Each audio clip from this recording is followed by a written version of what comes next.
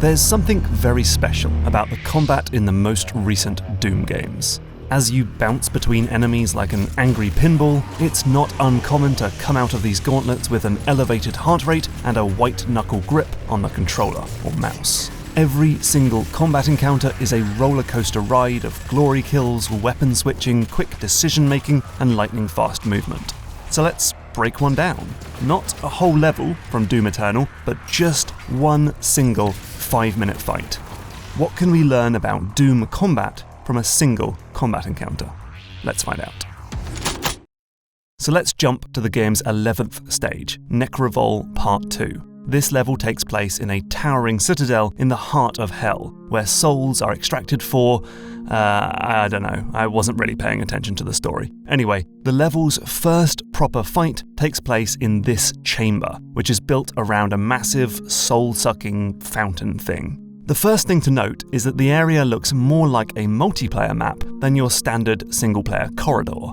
This is a pretty large and totally symmetrical arena with different levels of elevation, including a raised platform at the bottom and 2 areas on the sides which are accessible via ramps or acrobatic bars. Lower down, you'll find pools of toxic soul juice which hurt pretty bad if you tumble in. There are also lots of items scattered around, like ammo, armor, and chainsaw fuel, plus a handy overdrive power-up, which momentarily gives you infinite ammo for all your guns. But more important than all of that is the monsters. This single encounter features almost half of the entire Doom Eternal cast, but they don't all come in at once. Instead, they spawn in at specific points during the fight, giving the encounter a unique flow, which I've split up into a bunch of different phases. So in Phase 1, we're faced with 2 imps, bouncy critters who can throw fireballs, a mancubus, a bloated lump with flamethrowers, and a revenant, a scrawny skeleton with a jetpack and missile launchers. There's also a few zombies, but more on them later. After you kill a handful of enemies, we enter Phase 2. Here, 2 more imps spawn in at the bottom of the map, and 4 new enemies appear at the top. These are gargoyles, basically imps with wings, which makes them even more of a nuisance. Kill a couple more enemies, and we get the first big baddie, the Baron of Hell.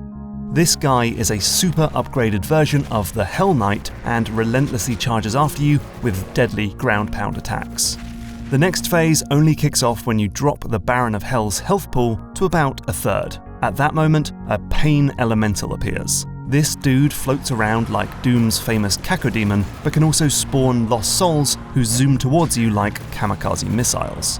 And if you drop the Pain Elemental's health to roughly 1/3, we'll be greeted with 2 Whiplashes, slithering monsters who zigzag right up into your face.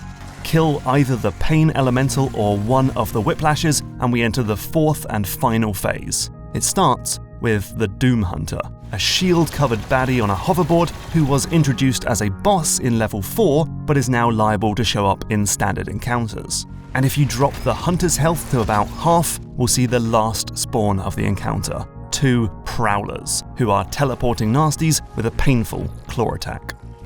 This trigger system ensures that you won't be completely inundated with different demons, but it does mean that if you don't take out the biggest demons fast, you can have a whole bunch of monsters to juggle simultaneously. And while there is a predictable rhythm across all of your restarts, it's never going to be exactly the same each time you play. Okay, so that's the setup out of the way. But how does this encounter actually feel to play? Well, from the moment you start playing, this combat encounter will see you asking yourself a number of key questions, starting with this: which enemy should I focus on? Staying alive in Doom Eternal means figuring out where you should focus your fire by deciding who is the biggest threat. So in Phase 1, the Mancubus is slow and its projectiles are relatively easy to dodge, especially if you neuter its launchers with a well-aimed attack. That means you can leave it alone with only minimal worry while you concentrate on other enemies like the Revenant, whose endless missile barrage makes it a good target for destruction. I should note that in this specific combat encounter, the Mancubus and Revenant seem to be practically glued to the spot. I'm not sure if that's a bug or intentional, but it does make both of them way less threatening in the grand scheme of things. In the second phase, the decision of who to fight first is largely made for you. The Baron of Hell is ultra aggressive and makes a constant beeline towards your position, so you really need to focus your fire on him. And in Phase 3, we see a good example of an enemy who demands to be taken down quickly, the Pain Elemental. Because it can endlessly spawn new monsters, it should probably be taken out pretty quick.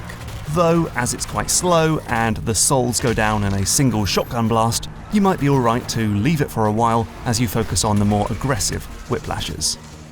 When you've picked an enemy, the next question you should ask yourself is this: which weapon should I be using?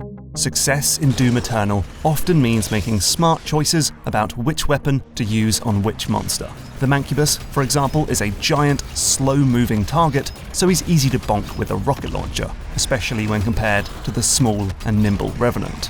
The shotgun is great for monsters who like to get right in your grill, like the Whiplash, while the heavy cannon is great for picking off enemies who hang back, like the Gargoyles.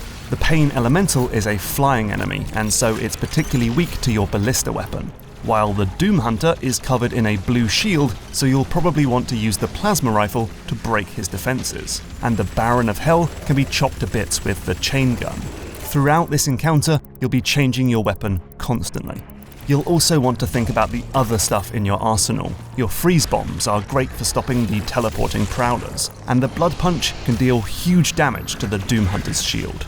Plus, you'll want to choose the perfect moment to use your get-out-of-jail-free cards like the BFG and the Crucible, and don't forget about that tasty Overdrive power-up.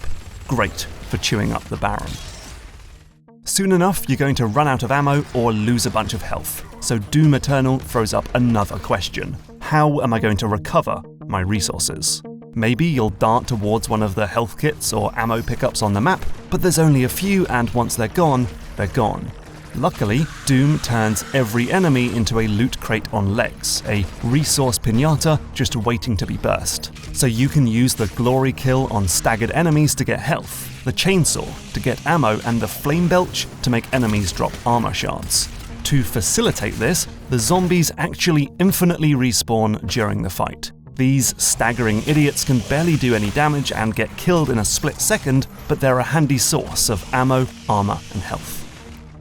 And in the middle of all this chaos, you're going to have to ask yourself the even more fundamental question of where am I going to move to next? Many enemies in Doom Eternal will punish you for standing still, and others will force you into specific movement patterns. So the Baron of Hell makes you backpedal, while the Revenant's lock-on missiles force you to jump and dash. And because there's no such thing as cover in this game, you'll spend pretty much the entire combat encounter in a state of constant movement. So, the arena's floor plan contains a number of distinct pathways, both on ground and in the air. In fact, these monkey bars allow you to move between the three most elevated areas without ever touching the ground. This allows you to move around unimpeded by obstacles while picking between different routes, depending on where you need to go and what you need to do. So getting through this fight, or in truth, any combat encounter across both Doom 2016 and Doom Eternal, means finding answers to 4 key questions. You might want to think of these as priority, preference, preservation, and position, or the 4 Ps. All 4 Ps must be considered simultaneously and constantly re-evaluated as new information arises, like running out of ammo or seeing new enemies spawn in. The weapons and monsters are distinct, with unique properties and different weaknesses, encouraging you to find preferences and priorities, but without creating a single right answer to the combat puzzle. Plus, the 4 Ps regularly feed into each other, especially by having resource management be part of the combat system. This means that running out of stuff can hijack the other questions, so your priority might quickly shift from taking down a boss monster to shotgunning a zombie. And the open level design gives you the space to dodge and weave through the environment as you weigh up your options. And with all that in mind, you can see why Doom feels so different to other shooters. Indistinct enemies provide no real reason to prioritize targets, so you might as well pick at random. 2 weapon arsenals limit your ability to make interesting choices. Regenerating health makes you run and hide instead of changing your engagement style. And a cover system means you often don't need to think about your position at all, simplifying the mental load to only 3 questions at a time. It's no wonder why Doom feels so intense in comparison. But that's not to say that the series is perfect. Especially so in Eternal, which makes a number of bizarre changes to its design that, in my mind, meddle with the beautiful balance of its predecessor. So, some enemies now carry weapon-specific weaknesses, like tossing a sticky bomb in a cacademon's mouth to instantly stagger it. And these are drilled into your head with pop-up tutorials on every loading screen. Even though other weapons will work, this can make it feel like there actually is a single right move you must perform to win, effectively reducing the game's raft of tactical possibilities down to a single correct answer. Likewise, the Buff Totem and Arc Vial, which continuously spawn new superpowered demons, are so dangerous that they simply must become priority 1. Compare those to the Pain Elemental, which spawns Lost Souls, and Doom 2016's Summoner, which spawns Imps. Both are very good candidates for early destruction, but can also be ignored for a while without you becoming totally overwhelmed. And finally, there's the more aggressive resource management. The max ammo on all your guns has been massively reduced, and you've now got to regularly use the new Flame Belch to get armor. Both of these facts can push the preservation question to be unevenly pronounced in your mind, so you can find yourself spending more time patching up your resources than slaying demons. Oh, and don't get me started on the Marauder. Just screw that guy. But when they're at their best, the combat encounters in the new Doom games are a flurry of fast movement and tactical decision-making. And all of this happens in the blink of an eye. A single playthrough of this encounter might last all of 5 minutes, much less time than you've spent watching this video, but it's an incredibly tense 5 minutes, with your brain having to be on full alert at all times as you constantly find new answers to those 4 key questions. I won't blame you if you need a moment to catch your breath when the last demon drops.